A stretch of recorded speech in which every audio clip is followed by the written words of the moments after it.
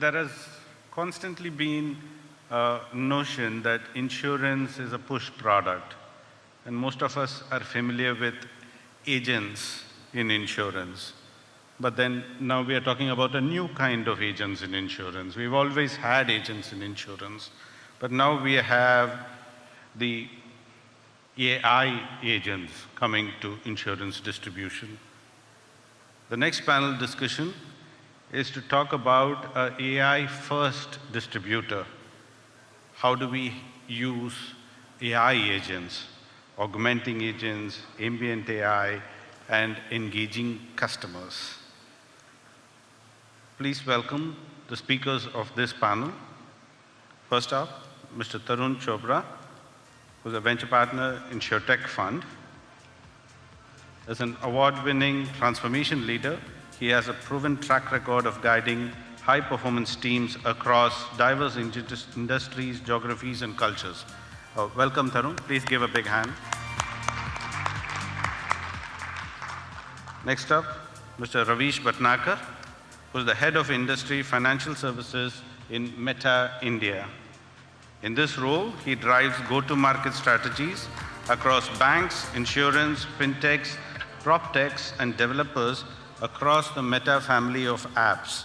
There's Facebook, Instagram, WhatsApp, Threads, and the usage of Meta's LLM, Llama. Welcome. Please.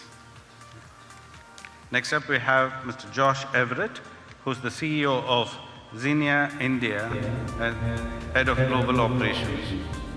Josh works with his team to drive innovation and accelerate Zinnia's growth. Welcome, Josh. Please welcome Mr. Arindam Ghosh. He leads the entire retail, Chief Distribution Officer of Star Union Dai-ichi Life Insurance India. Okay. Sorry, I think we have. Yeah. Sorry, I didn't know that. Please welcome Mr. Ratheesh Nair, founder and CEO of Watch Your Health, to moderate this session. Ratheesh is a founder of Watch Your Health, a pioneering platform that empowers organizations to achieve measurable ROI through health and wellness. Thank you. Over to you.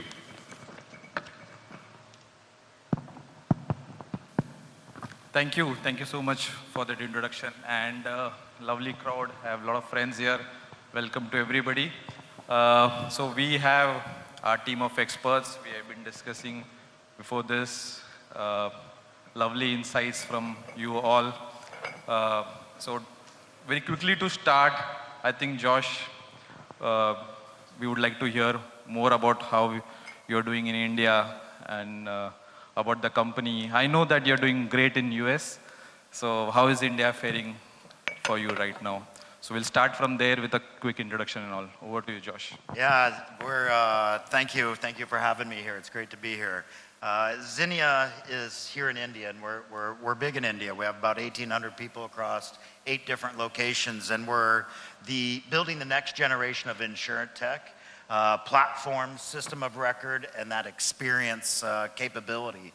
And what we're trying to do is what we are doing is be in the modern rails of the insurance industry, providing that customized, personalized experience through the use of AI and the data capabilities, building that plumbing as we talk about connecting disparate data sources to deliver the next-gen customer experience. One size doesn't fit all anymore, and we're really focused on how do we make that a personal experience that matters to you at the point in time that you have that need. So that's what we're doing here at Zinnia. Welcome, Josh. Welcome. And Raveesh is from Meta. So a quick word from you. Probably you want to introduce yourself, and then we'll take it from there. Sure. Hi, I'm Raveesh Bhatnagar. I am part of the financial services group at Meta.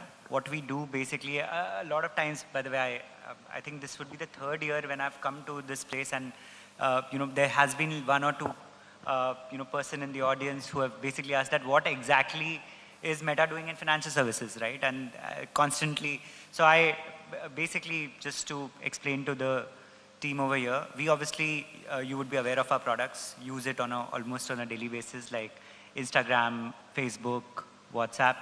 The idea is that we ensure that, let's say, for all the insurers out there, GI, LI players, we look at finding the right connection in case if they're finding the right customer through our ad surfaces. We also help build the right engagement experiences through our WhatsApp surface, and essentially look at us in aiding you in your growth and marketing journey. And with our tools, and especially the open source tools, Llama, and the entire Llama stack, the idea is how do we also help in boosting up your internal productivity. That's the reason why you will find Meta at some of these events. Hi, welcome Raveesh. And we have the money man here, Tarun. Tarun heads an InsurTech fund. Did you meet some good companies here? How is the day going? It's doing well. I've seen some good startups. As I think I was mentioning to you right before the conversation, right before the session, is everything sounds promising because it's a 5-minute meeting. It's only when you start kicking the tires is when you realize how good they are or not. I mean, it's a sales pitch. It has to sound good, so. Yeah. So welcome, Tarun. I think, Tarun, probably we can start with you. I mean, today we are here to discuss about AI as the AI first distributor, the model from automation to augmentation.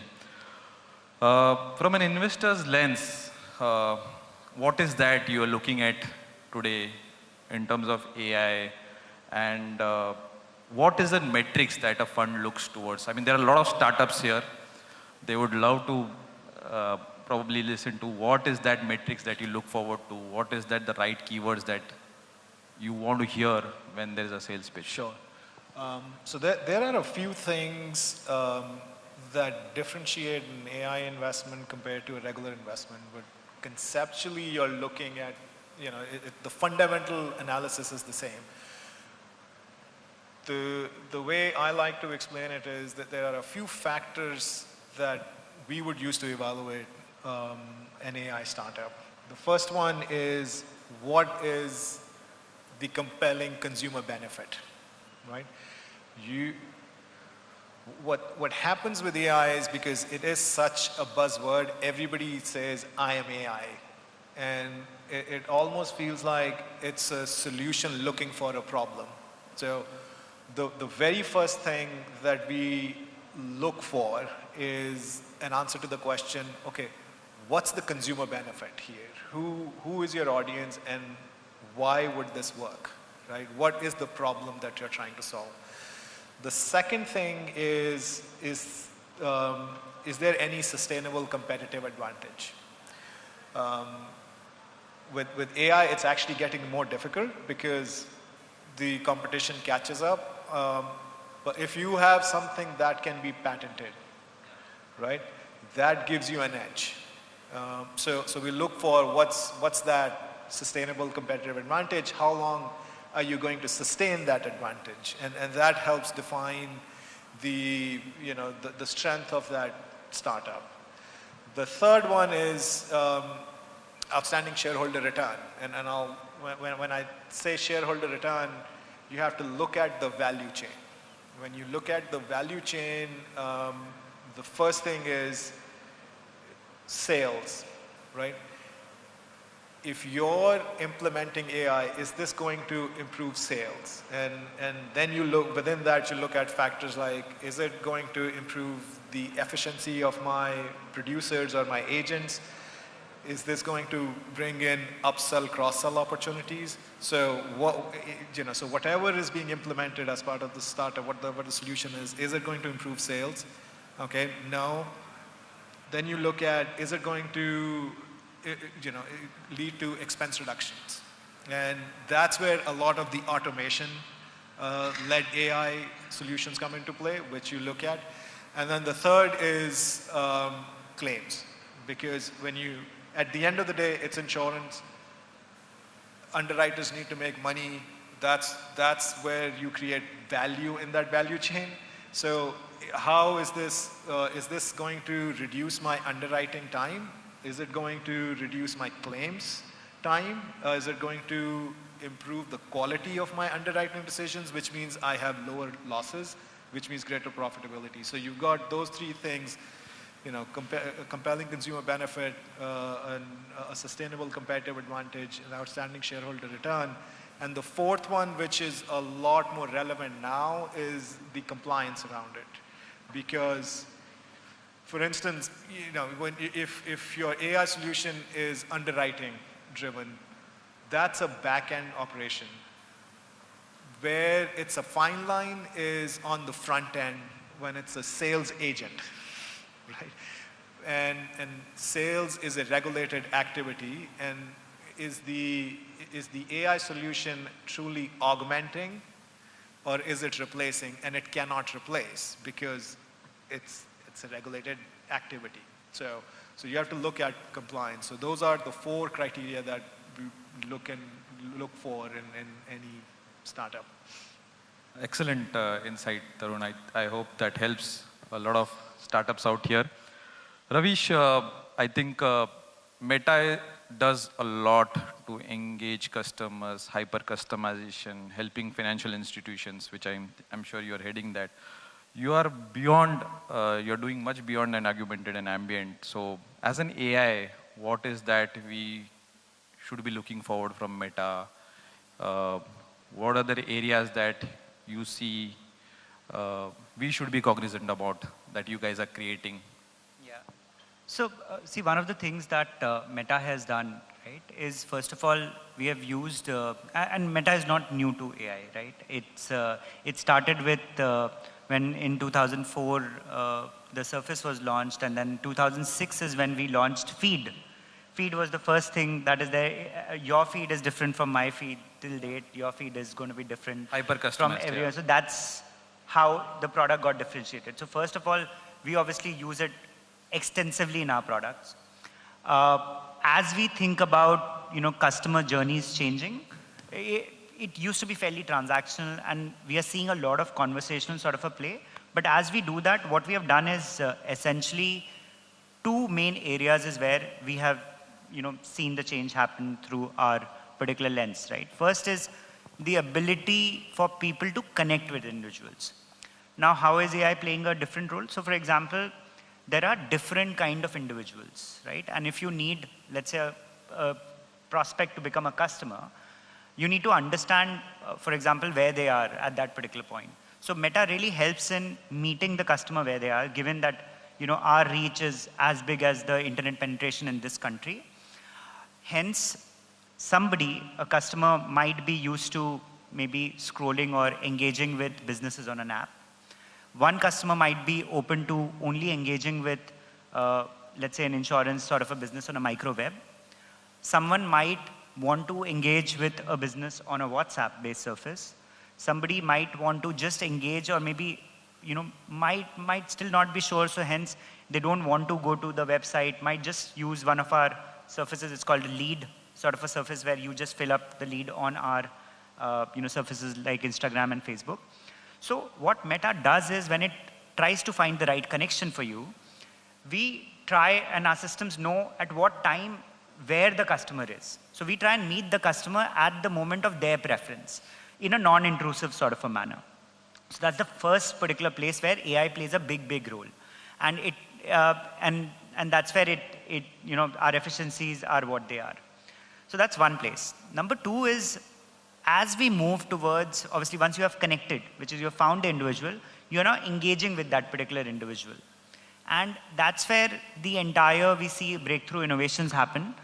And what we are seeing right now is a lot of these conversational journeys, and obviously one of our surfaces is really leading the charts, is WhatsApp, where, for example, you can now do an end-to-end insurance sort of a buying journey. One of the large aggregators has just launched a full-fledged journey where you discover the product on Instagram, you take the customer to WhatsApp, you're able to look at different policies, you're able to choose the right set of riders, and then, for example, you can pay on WhatsApp surface. While you are on this call, this is... While, by the way, you can also do that. So this is for a customer who's completely D2C, right? Who doesn't need any assistance. But similarly, let's say in India, because India is still a country where phygital is a majority of what happens, somebody might need assistance. So for example, they can be on a call, and agentic also is playing a different role. So right now you're just on a call and you are browsing through the policy on WhatsApp, purchasing the policy while on a call. But now the next lever of growth is where we are seeing where the person is actually not a person, it's an agent, agentic AI, which is more, right now we are seeing more voice, more because India is many Indias. Vernacular is something that people are trying to explore because you have to reach out to many Indias right now. So voice plus vernacular, agentic at the back end, and again doing the same browsing sort of an experience on the surface of customer's choice, right? And you were telling me that this particular leading aggregator is going to be the first one in the country to be completely selling insurance on. Yes, yes. Okay, great. That's a great thing that I think Meta would be helping them in a big way, or yes, because see, again, as I said, WhatsApp is one of the surfaces where a lot of customers are present. Correct. So how do you do it on WhatsApp? This is one of the use cases. Obviously, they are doing it on their own using some of the LLM capabilities, but it's the deployment, because if you need to make it successful, you need to find the customers, you need to find users as well. That's what Meta is helping them provide. Correct. Thank you. We'll talk about WhatsApp in our next question. But before that, Josh, I presume while we're talking that you have 55% of the business that you do in US. What has worked in US and how different the market is, and what are you doing specifically for India? This is something that probably we would like to know. So. Yes, what we're specifically doing for India, Yeah. So right now the focus of Zinnia is building tech, and so what we're doing here in India is really innovation. We're leading our product innovation, we're leading our engineering teams, and many other functions out of India to develop the technology, to put it in place in a known market. We're known in the US market. We have about 55% of the annuity applications coming through our platforms. And so we're scaling in the US market right now. The next evolution is how do we put these products into place here in India is the hope. We're taking a look at that now, and it's really about the experience that you bring along with it. Similar to what you're talking about from a Meta perspective is how do you get to know your user or the applicant? How do you understand the risk that comes along with it? How do you get those cues and those insights to do strong risk management, solid underwriting, and be able to service those customers at the time of the need, preemptively, before they have to call you, before they have to pick up the phone? How do we engage with you to provide the capabilities, the service? Really, it's just down to capabilities that you may need at that point in your life or in the moment.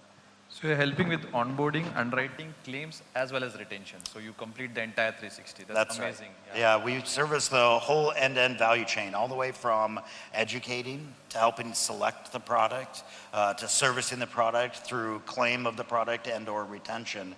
And you can leverage AI and the very disparate data sources to understand where you're at in life, what is the next step in life, and how do we help you achieve that, cope with that, deal with that, whatever the case may be. So we service end-to-end value chain of life and annuities. Great. Thank you. I have a question for Josh. So Of course. your US clients versus India clients. Yeah. What is the main difference in terms of what the US clients look for versus India clients? You know, it's really about, at the end of the day, purchasing power. In the US, the average insurance product, they're paying on an annual basis per capita $85 to $95. The purchase power here in India is much, much lower than that. And so it's about providing the product, the capability, the insight, and the knowledge around that to make a well-informed decision to spend that portion of the wallet share as wisely as you can here in the India market. And so it's about how do you create the right product at the right price point for carriers, educating the distributors, likely through AI, bringing all that knowledge base ahead, and then having a advisory conversation, not an administrative conversation, an advisory conversation with the population. And that's what one of the main differences is. Education's a big piece here. Yeah, thanks. So I think now probably is the right time to talk about the use cases that we have or examples. So Josh, any example that you can cite where AI as a distribution, any use case that you want to talk about where you have seen success? May not be your investee company, maybe some other use cases that you want to talk about. Do you have any examples that, sorry. You said Josh. Sorry. Looking Sorry. at me. So I just wanted to make Yeah. that's. No, so Tarun, sorry. That's all yeah. right. Yeah, there's, I mean, being in that InsurTech space, I see it all day long. And I work with a lot of them on go-to-market distribution and capacity. So you truly get the full breadth of, what's out there in the market. So given the topic, I'll break it into two segments, right? So the augment AI versus the ambient AI. When you think of augment AI, again, there are three parts to it. The first one is on the client side, right? And augmenting is basically something that supports that human agent, right? So there's a lot of tech that goes in. For instance, State Farm uses a lot of AI agents. One of the largest insurer in US, yeah. Right, and so you see that. But from a startup standpoint, there are companies like Sonarium, which is in the solar asset space. And what they are doing is providing in more of a front-end solution to their clients so that the need is driven from the client as opposed to being driven by the MGA itself. Then you've got underwriting. And underwriting is to me, the place which has the biggest opportunity, which is where the most impact will be made. And there it is all about how do you reduce the processing time and or improve the quality of the input that's needed to make a decision or underwrite a product. So I'm working with another startup, Tapley, which is working on what's called an underwrite assist. Yeah. So what they're doing is that they're UK based, and in UK every registered company is listed on Companies House. And so they work in the SME space. So when a prospect comes in looking for a code, the agent is actually the chatbot is having a conversation just like a human does, and going, okay, well, what's your business? What's the name? What's the website? And while the client is filling it in and then asking, well, what kind of insurance you're looking for, the AI is doing a check in the background and bouncing off of Companies House, making sure that it's correct, bouncing off scanning the website and saying, well, you mentioned you're in the software development business, but your website says you're a hairdresser. Extreme example, right? Are you sure you need insurance for software development, right? That kind of stuff. But really what it's doing is, in the background, creating a scoring matrix for the underwriter to say, on these different elements that you underwrite this risk, here's the level of confidence, high, medium, low, and why. So all of us, so if you compare that to what conventionally happens, right, when you're in a SME market or even larger risk, the prospect submits information to the broker submits it to the carrier, then the underwriter then has questions on how can you check on this, this, and this. It goes back and forth. So all it's doing is replacing all that, at the same time providing a better score based on historical trends, based on conversations with the underwriter. So it's constantly learning, right? So we see that same thing on the claim side. Again, a lot of players on the claim side. State Farm, classic example.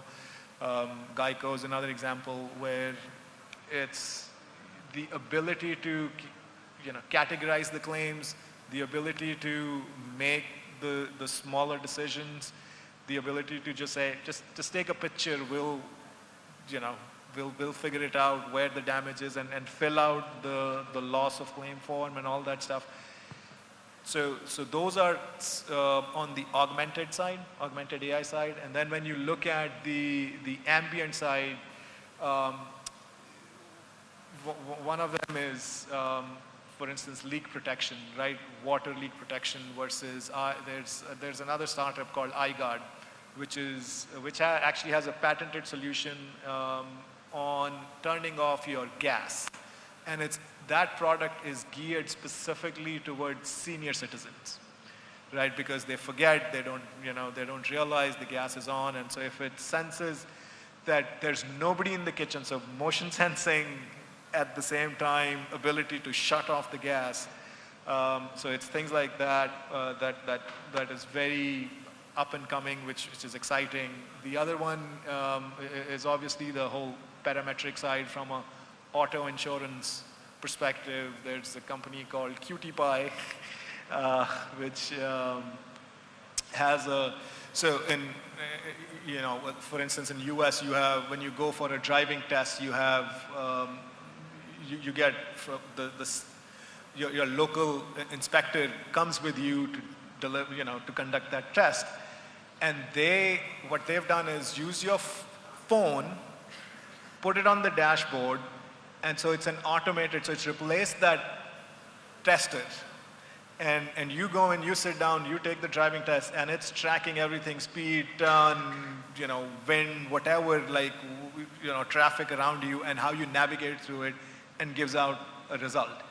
And on the other hand, they're obviously similar in terms of just fleet insurance. There's quite a few players who are able to do that from a fleet perspective. So it's a lot of, again, ambient, a whole different world. It's always on. And so the way I think about it, 10 years ago there was this term RPA, right? To me, actually, augmented AI is an extended version of RPA. Even if it sounds a little controversial, it's just now the technology is so much better, and you're able to make the technology has larger implications than what RPA did. But at the end of the day, it is about augmenting, right? That's what RPA did. So you're able to do that with augmentation.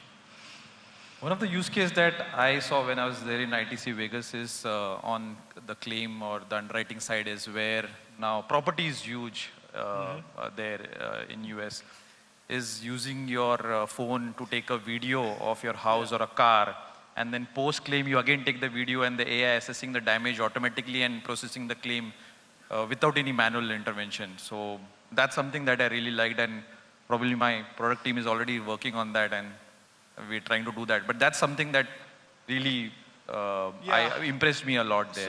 So we see a lot both inside the house, as inside the property as well as outside the property. So there's one company where you just put your phone in the kitchen, it revolves and it captures it, and that becomes part of your property value because it's able to scan all that. I think the company is called Adjusto or something like that. So yeah, there's few of them doing that. Same thing from the spatial standpoint. The satellite one also. Yes. There's one which looks at flood. There's heaps of companies which now look at weather events or farming stuff. But there's specific ones which are looking at roof, as well as they're looking at just are you subject, like flood zones. Yeah, so are normally CCTV cameras being used as smart cameras, satellites, our own digital phones doing this? Yeah, exciting times ahead on that. Yeah, thank you. But are you seeing, from your vantage point, by the way, in India, let's say which InsurTech or insurer is actually, let's say, leading the chart on some of, because these are largely PNC, like majority of the cases you described are PNC cases, right? Yeah, I mean, I'll be honest, from an India carrier standpoint, I am not the best person to opine on as to whether they have adopted these technologies. These technologies anyway still are going through their maturity process. So even from a US or even EU perspective, they are coming up. Then, some of them have a, proof of concept done, but some are still working through it. Raveesh, we would be happy to know about the technology that we were talking about, the use case of your Meta glasses. So that's something which we were talking excitingly. So you want to throw some light on that? And I want to, I want the audience also to know that we are developing something which we are now passing on to them. So that would be something really good to hear. So Meta Ray-Ban, it's a very simple use case right now. It got launched in the GFF where you can pay up to 1,000 sort of a rupee, but it's a scan and pay. Maybe I'll bring us back to insurance. It's just a simple payment use case. You mean to say that you can scan? Yeah, you can basically, if there's a QR code in front of you, you can just say, hey Meta AI, scan the QR and pay 500 rupees to so-and-so person in my contact. So basically the assistant, which is basically, again, the Meta AI is actually the assistant which is able to understand voice and also is vernacularly capable in like around 11 odd languages. So some of this can happen in your particular language as well, and then the payment can go through. What impressed me is that we are developing this in-house in India. Is it that true No, or this no? is happening. Okay, the technology of the glasses is getting developed in US. The payments part of it. Yeah, the payment part. What we are doing is India is basically looking at establishing the right protocols, and the entire use case of it is obviously being joint led from India and US, and that's that's something good to hear. Yeah. And we'll be once perfected, obviously we'll be exporting it to the world. So you were talking about the insurance use case now. Yeah, just maybe bringing us back to insurance. I think what I was just reading a report in the morning, I think McKinsey just launched it, which is on the agentic commerce and how we are already looking at it in the Indian landscape. Obviously, some of the leading insurers are the ones who are trying to develop this. So when you look at, let's say, agentic AI, right, we are still slightly behind when it comes to some of the other industries. So for example, retail, prop techs, even airlines have already developed an end-to-end agentic commerce bot, and it's available in India, right? And again, some of the innovations are available on conversational platforms like WhatsApp, right? So these are developed. What do you think, why is the reason that our sector, finance, is behind? Yeah, so we are slightly behind in that. So there are, let me talk about, let's say, few protocols that are required. So for example, if you want to develop a full agentic sort of a capability, you require a payment protocol. You require a context protocol. You require a policy commerce protocol, which has all the pricing details, has all the rider details, right? All of that exists. So some of these, for example, are there in play. So I think people can develop those journeys. I think what is people, some of these institutions are working on is basically the risk protocol. I think that's the entire, and the guardrails protocol, because see here you are insuring a life, you are insuring a health. So hence, protocols on the risk and guardrails need to be extremely important. And that's what is taking time to test out.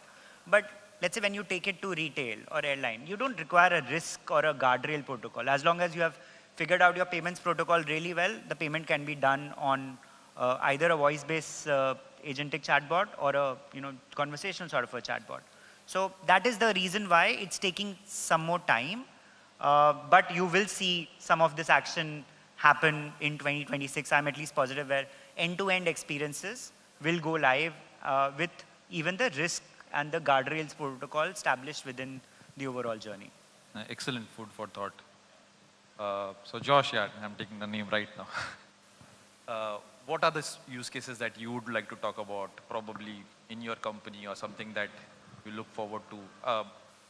Probably you can touch base on the annuity versus the life that we were talking about, or anything that probably comes to your mind. Yeah, I think, first and foremost is educating the consumer, right? How do you take the reams of paper and the long policy documents and make it understandable? Like life and annuities are complex, and to understand all the legal language and the ins and the outs, sometimes you have to be a doctorate of law to be able to really understand what's going on.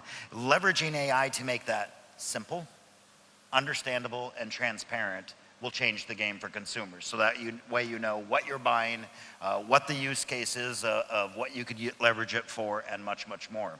On the flip side of that, if you look at the distributor,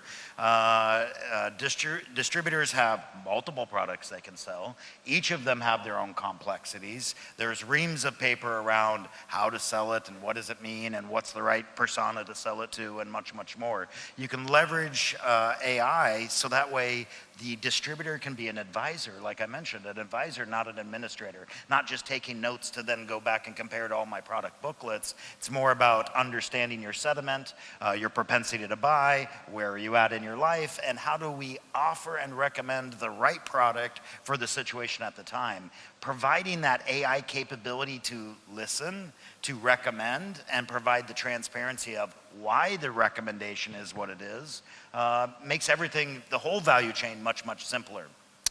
If you look at the underwriting perspective, a lot of data is necessary. It takes a lot of people to dig through all the data, whether it's apps or the scripts or the RX information, and understand all the details. AI can read that in an instant and tell, okay, well, we're missing this gap, we have this gap, this data element's missing, there's some risk here, dig a little bit deeper. All of that is provided real time. You don't have to walk away and take 25 days to go understand you as an individual. It can be provided right there on the fly for you, so you can action it right then, get more details, whatever that situation may be. If you look at it from a claims perspective, it's about being proactive. If there are certain things that happen throughout your life, we're able to understand that data and proactively say, hey, we understand you had a change in life. Your parents are aging, you had a baby, you bought a house, you bought a car, and proactively approaching you with the right product for the right reason, where you're at in your life stage. So those are a couple of the use cases that we're looking on and expanding. These AI tools, is your company thinking of developing it in-house, or are you open to a lot of companies talking to you?